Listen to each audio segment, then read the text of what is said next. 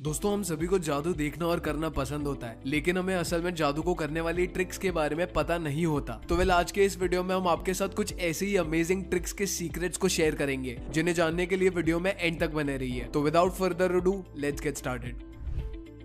Dynamo नाम के मशहूर मैजिशियन के हवा में उड़ने वाले मैजिक को आपने जरूर सुना होगा, राइट। इस जादू को डायनामो ने ब्राजील के मशहूर जीसस के स्टैच्यू के सामने परफॉर्म किया था और इस जादू को टीवी पे भी टेलीकास्ट किया गया था। डायनामो ने इस जादू को शुरू करने से कुछ ही सेकंड्स के अंदर खुद को धीरे धीरे हवा में ऊपर उड़ाना शुरू कर दिया था। यहाँ सवाल ये आता है कि क्या आप जानते हैं डायनामो इस तरह से कैसे उड़ पा रहा था? अगर आप नहीं जानते तो आइए जानते हैं इसके पीछे की सीक्रेट ट्रिक।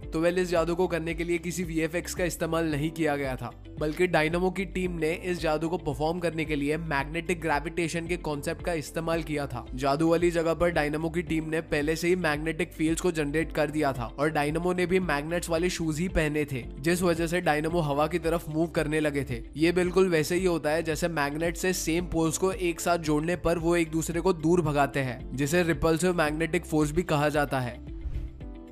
एरन नाम के एक मशहूर जादूगर ने ब्रिटेन्स गॉट टैलेंट में the bow and arrow trick को परफॉर्म किया था। इस ट्रिक को परफॉर्म करने के लिए एरन ने शो पे 2 जजेस को भी इसका एक हिस्सा बनाया था। एरन ने एक फीमेल जज के हाथ में से एक अंगूठी को लेकर उसे एक एप्पल के अंदर होल करके छुपा दिया था, जिसके बाद एरन ने उस एप्पल को ट्रे में रख कर दूसरे जज से उस ट्रे को फीमेल जज के सर के ऊपर रख कर पकड़ने के लिए कहा। फिर एरन ने उस तीर से एप्पल पर निशाना लगाया और जिसके बाद तीर के अंदर फीमेल जज की वही रिंग वापस टारगेट बोर्ड पे लगी हुई मिली। इस मैजिक से सभी के होश उड़ गए थे। अब चलिए इस मैजिक ट्रिक के पीछे के सीक्रेट को समझते हैं। तो असल में दोस्तों, आपने अभी अभी जो बो एंड एरो वाला मैजिक ट्रिक वीडियो में देखा, वो कोई मैजिक नहीं है, बल्कि हमारी आंखों का बस एक इल्यूजन था। और इस ट्रिक का पूरा सीक्रेट एरन के हाथ में मौजूद इस तीर कमान में छुपा हुआ था। आपको जानकर हैरानी होगी, असल में एरन ने कोई तीर नहीं चलाया था। एंड जी हाँ, ये बात बिल्कुल सच है। एरन के कमान में एक ऐसा मैकेनिज्म था जिसकी मदद से तीर को पुल करने पर वो वही राउंड होकर कमान से जुड़ जाएगा और कमान में मौजूद लेजर की मदद से एरन ने लोगों को ये यकीन दिला दिया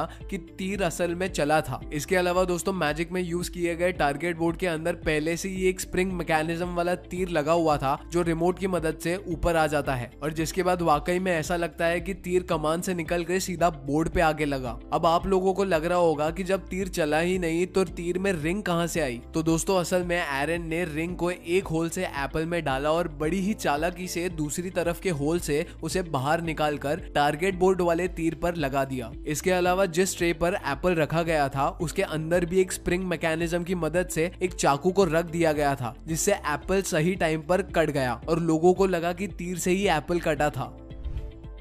आपने अक्सर टीवी पर मैजिशियंस को स्पून बेंडिंग ट्रिक को परफॉर्म करते हुए देखा होगा। इस ट्रिक में मैजिशियंस अपनी ऑडियंस को ये दिखाने की कोशिश करते हैं कि वो अपने ब्रेन की पावर से चीजों को मूव कर सकते हैं। जैसे कि आप इस वीडियो में देख सकते हैं कि कैसे एक जादूगर अपने हाथ में पकड़ी हुई इस चम्मच को देखते ही देखते कुछ सेकंड्स के अंदर मोड़ देता है और जिसके बाद वो सभी को एक पूरी मुड़ी हुई चम्मच दिखाता है। तो आप जब इस वीडियो में जादूगर के हाथों की पोजीशन को देखोगे तो आपको पता चलेगा कि इस जादू का सारा राज उसकी हाथों की पोजीशन में छुपा हुआ है। जी हाँ, दरअसल दोस्तों, जादूगर इस जादू को करने के लिए पहले से एक मुड़ी हुई चम्मच को लेता है और एक जैसी दिखने वाली दूसरी चम्मच का टूटा हुआ टुकड़ा लेता है, जिसके बाद वो अपने हाथों में चम्मच को ऐसी पोजीशन में पकड़ता है जिससे मुड़ी हुई चम्मच का हिस्सा मिडल फिंगर के पीछे छुप जाता है और फिर मैजिशियन धीरे धीरे दूसरे चम्मच के टूटे हुए हिस्से को नीचे की तरफ से मूव करता रहता है, मानो जैसे चम्मच खुद ब खुद मुड़ रही हो। जिसके बाद मैजिशियन टूटे हुए हिस्से को वापस मिडल फिंगर के बीच छुपाकर लोगों को पहले से ही मुड़ी हुई चम्मच दिखाता है, जिसे देखकर लोगों को लगता है कि वाकई में मैजिशियन अपने ब्रेन पावर से स्पून को बेंड कर पा रहा है। आपने अक्सर मैजिक शोज में देखा होगा कि एक जादूगर कैसे बिना सर वाली बॉडी के लोअर पार्ट्स को एक छड़ी की मदद से मूव करवाता है, जैसे कि आप इस वीडियो में देख सकते हो। ये जादू वाकई में आपको हैरान कर रहा होगा कि आखिर आधा शरीर इस तरह से कैसे चल सकता है। चलिए हम आपको बताते हैं। जैसे कि आप देख सकते हैं कि ये आधे शरीर की टांगे असल में एक टेबल से जुड़ी हुई है, जिसका बेस नॉर्मल से थोड़ा सा मोटा है। तो दोस्तों, इस टेबल के अंदर असल में उन चलती हुई लेग्स का ऊपरी हिस्सा है, जो वीडियो में दिखाए गए तरीके से लेटा हुआ है और यही वजह है कि ये लेग्स आपको चलती हुई नजर आती है। दोस्तों अब हम आपको द अपीयरिंग बियर ट्रिक के बारे में बताएंगे। इस जादू में मैजिशियन बियर की अलग अलग बॉटल्स और ग्लास को अनएक्सपेक्टेड जगहों से निकालते हैं। इस ट्रिक को अमेरिकाज गॉट टैलेंट में डोम चेम्बर्स नाम के एक मैजिशियन ने बड़ी ही सफाई से परफॉर्म किया था। इस मैजिक में डोम स्टेज पर एक खाली पेपर बैग में से बियर की बोतल निकालते हुए दिखाई देते हैं, जिस जादू से ऑडियंस और जजेस दोनों ही हैरान हो गए थे। इस पूरे मैजिक के दौरान डोम ने उस छोटे से पेपर बैग में से बड़ी बड़ी बॉटल्स के साथ साथ एक छोटी सी बियर की बोतल को भी बड़ा करके दिखाया था, जिसके बाद डोम ने अपने शूज के अंदर से एक बियर बोतल और ग्लास को भी निकाल के दिखाया था। वेल अब इसके पीछे का सीक्रेट क्या है? जैसे कि आप वीडियो में देख सकते हैं कि डोम जब अपना जादू कर रहे थे तो उनके पास स्टेज पर ये टेबल मौजूद था। ये ट्रिक इस टेबल की मदद और डोम की हाथों की सफाई की वजह से ही पॉसिबल थी। स्टेज पर रखी हुई टेबल असल में एक हिडन शेल्फ जैसी है, जिसके अंदर बियर के भरे हुए ग्लासेस रखे हुए थे। इसके अलावा डोम ने बियर का ग्लास अपनी जैकेट में भी रखा हुआ था, जिन्हें डोम सही वक्त पर पलक झपकते ही एक एक करके निकाल रहे थे। इसके अलावा दोस्तों जिस खाली पेपर में से डोम बियर और ग्लास निकाल रहे थे वो पेपर बैग असल में साइड से कटा हुआ था, जिसकी मदद से वो अपनी जैकेट में रखी हुई बियर बड़ी सफाई से पेपर बैग में से निकाल कर दिखा रहे थे। आपने फ्लोटिंग रूपी ट्रिक के बारे में बहुत बार सुना होगा। इस ट्रिक में जादूगर एक करेंसी के नोट को क्रश करके हवा में लटका देता है, मानो जैसे उस ट्रिक के दौरान ग्रेविटी एग्जिस्ट ही नहीं करती। इस ट्रिक को मैजिशियन अक्सर हल्के वेट वाली चीज जैसे कि पेपर, पेन वगैरह की मदद से करके दिखाते हैं। चलिए अब इस ट्रिक के पीछे के राज को जानते हैं। तो दोस्तों इस ट्रिक के पीछे ग्रेविटी की नॉन एग्जिस्टेंस बिल्कुल भी नहीं है, बल्कि इस मैजिक को असल में मैजिशियन थ्रेड की मदद से किया जाता है। जी, मैजिशियन थ्रेड एक अलग और स्पेशल तरह का धागा होता है जो बहुत ही ज्यादा बारीक होता है और नॉर्मल आंखों से दिखाई नहीं देता। मैजिशियन इस फ्लोटिंग ट्रिक को करने के लिए मैजिशियन थ्रेड को नोट पर स्पेशल टेप से चिपका देते हैं और मैजिक को परफॉर्म करते हैं।